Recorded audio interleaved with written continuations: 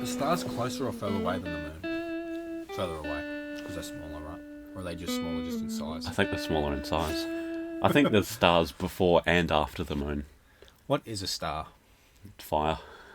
So, like, no, that'd have to be... Well, if you're in space, can you see stars?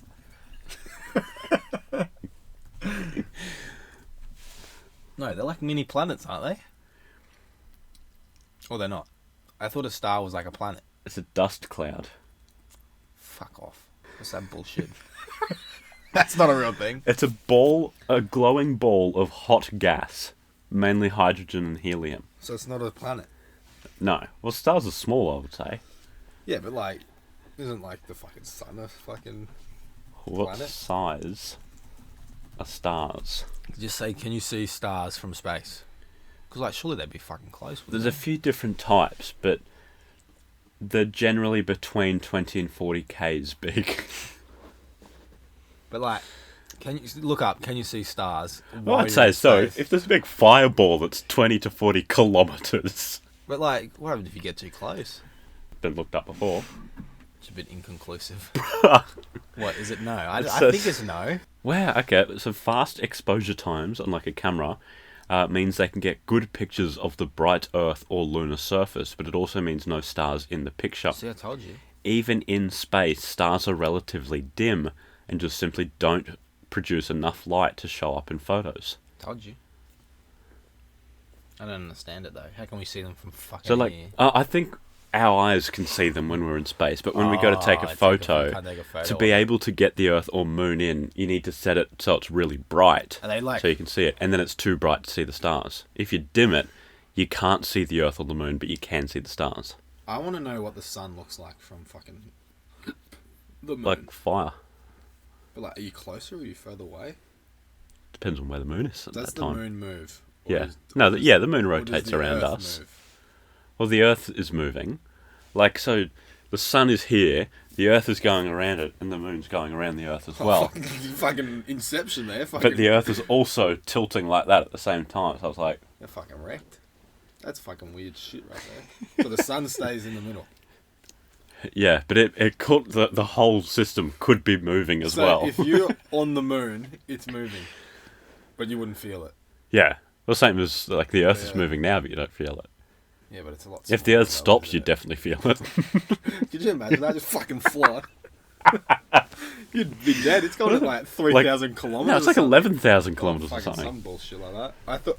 How I actually thought it was fast 8,000, Does the but it's probably is that. spin? Oh no, 1,000 miles per hour, which is still incredibly fucking fast. Fucking hell. All right, let's fucking stop this bullshit. What are you doing again? Pop Smoke's album, Shoot for the Stars, Aim for the Moon. Alright, so this album, Posthumous, I will say that Pop Smoke does have a very good voice. I think that He does. his voice shines through on this album. And I think that he encapsulates everything that is New York and that is from that area, from that sound. Very cocky, very flashy. He'll get in your face, talks a lot of shit, but also can back it up and gets very serious Yeah. when he needs to. He has quite a unique voice with that sort of deeper, raspier, He kind of Rick sounds... Ross-like. Yeah, he does actually. I was going to say he kind of sounds like an American Stormzy. Oh, a little bit. But I think this album was watered down quite a bit by the terrible features. Yeah, I namely agree with that. by one Quavius. Yeah, he was on there twice. Yeah. I just think that this album, while posthumous and most likely not finished, which I can fully understand that. Yeah, Um, that could be why they had a lot of like features. yeah, there might have been like only 1 minute songs in there, which obviously were fleshed out. But I think that the moments that I liked the most and the songs that I liked the most were only Pop Smoke. Yeah, Like 44 Bulldog. Gangsters. The song right after that, which is Gangsters, are my Yeah. two favourite tracks on the whole album. Yeah, I couldn't think of it, but you said it. And outside of him, I think DaBaby was my favourite feature. But, I mean, he wasn't anything special. He just wasn't auto-tuned, which I feel Yeah. like really watered down Pop Smoke's sound. But I haven't really listened to much else outside of this of Pop Smoke. Yeah, So maybe I haven't that's either. his sound. Yeah, like you said, Gangsters and 44 Bulldog, which I think 44 Bulldog had an extremely clever line where he says, "I go wild." With the J.R. Wesson, which is referencing J.R. Smith, who is a very accurate shooter in the NBA, but he's also quite wild. J.R. Smith, Smith and Wesson refers to the gun. Very, very intelligent line right there. Yeah. But what do I you think have? he is quite smart. Yes.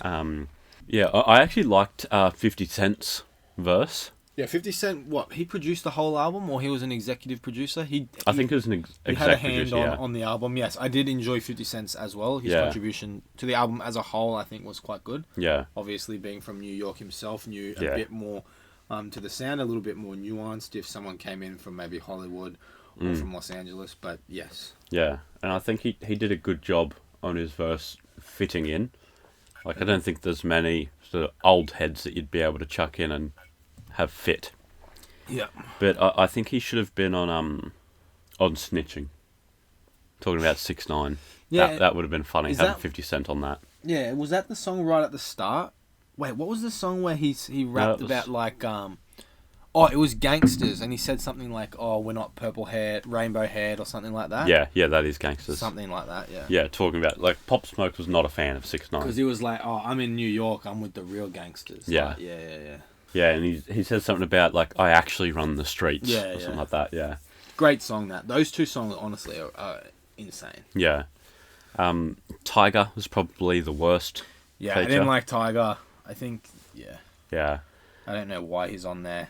The Baby even had he tributed him at the end. He said, like, rest in peace, Pop Smoke, or something along those lines. Yeah. He's literally his last verse on the, last line on his verse, which I thought was really nice. What else? There were a few, like, love songs in a row that I thought was a little bit weird. Yeah. Like, that was towards the end. There were a few sort of, like, sus lines, but I think the worst was, don't let me in it, I might just breed you. Look, she said she wanted to be a teacher. Damn, in my head, she'd look good as a teacher. Yeah, I think that for me the album petered out because Yeah. towards the end, just because and it happens with a lot of albums. I don't know why. There is obviously a method behind it. More people are going to listen earlier. They might turn it off halfway through. So if you get all your good songs at the beginning, Yeah. they're more likely to come back. But I think that they were running low on material. Yeah, I think and so too. How many tracks is it? It's a fair amount. Yeah, I think 23, but that could have been 19. 19, yeah. But the 19th is the bonus track. Yeah, so 18, 19, and like I said last week or a few weeks ago, who did I have? And it was like 23 tracks or something. Oh, that was Tiana Taylor? Yeah, like that's a massive undertaking, and Yeah. for a posthumous album, I think Mac Miller did it right. I think Yeah. some other artists have done it right. Lil Peep and X, they were just horrible to Yeah, have done. very long, very long-winded. Some could say obviously cash grabs. Yeah. But to me, this is actually very well done in parts. I think so where too. I think those other ones were just blatant cash grabs, especially X, where it was just like 1 minute songs, which I do appreciate that they put out longer songs, but I think they could have got either better features or maybe chopped up some things and put multiple verses on one, or Yeah, I agree. But there were songs where it was just him and it was like a full 3-4 minute song, which I did enjoy. Yeah. Um, I really liked the last official track, Tunnel Vision. The lyric, God gave me a lot in some months, but it could go in a second if I fuck the wrong bitch or walk up in the wrong session. Yep. That was very harrowing. Yep. And then the interview at the end, sort of like paired with his friend singing. Yeah. I thought that was just brilliant. But Very touching. I don't like that they chucked Dior in at the end. Like, that's off an album from like a year or two ago. I can't even remember that track. I know it's the bonus because I know it's the Yeah. last track. I'll get up the lyrics. I honestly can't even remember it. The chorus says, like, she liked the way that I dance, she liked the way that I move, she liked the way that I rock, she liked the way that I woo, and she let it clap for a neighbour, and she throw it back for a neighbour. But, yeah, I don't think that was a very good song at all. And then, like, that was the one where it just ended, and, like, half of it was just beat. Oh yes, that's right. Yeah, I thought that was just I think I literally only listened to that once. yeah, I did too. Like when I listened to it again, I stopped it before that one. Yeah. What do you reckon your favourite song was? Gangster. I think Gangster. Okay. Or That's Gangsters. definitely Is that what it's called? Gangster or Gangsters? I think it's Gangsters. Yeah. Yeah, Gangsters. Yeah, Gangsters. For me personally, I just enjoyed his voice. I enjoyed the overall beat. I enjoyed the lyricism. For me, and 44 Bulldog is a close second. So, what about you? What are you hitting? I would have to say Got It On Me. Because to me it was just the catchiest track on there. And at the end I loved it when they just cut the beat out and like had him go a cappella. Like it was just his voice. I remember that track now. Yeah, that was a really nice touch. Yeah, I think overall lyrics he wasn't really much of an outlier. He did have a few sort of like lines here and there that were pretty clever, but overall it wasn't really that great. But yeah, he does have a very unique voice and he created a vibe to go with it. 100%. He created something that like not a lot of rappers can do. Yeah. I think that for all the Yeah, that's a good flaws way of of putting this it. album, I think that he was a shining light. Yeah. And I wish we could hear more from him, more fleshed out stuff, but unfortunately, we cannot. But Yeah. do you have anything else to say, or should we move to the rating? I've got a little bit more to say, A little yeah. bit more, Because go on. like with the voices, we've had a lot of people in the past with unique voices, Yep. but they haven't done anything with it. Like you reviewed Night Lavelle. Yep. He didn't really do much like that. Sheck Wes is another one. I reviewed Mud Boy. Mo Bamba went off, but everything else, he didn't really have anything to back up his voice. And yeah, apparently it's fairly difficult to create a vibe to go along with your sound. And yeah, Papa definitely achieved that. And just one more thing. If a pair of black Air Force Ones could rap, it would be Pop Smoke. You're not wrong. 100%.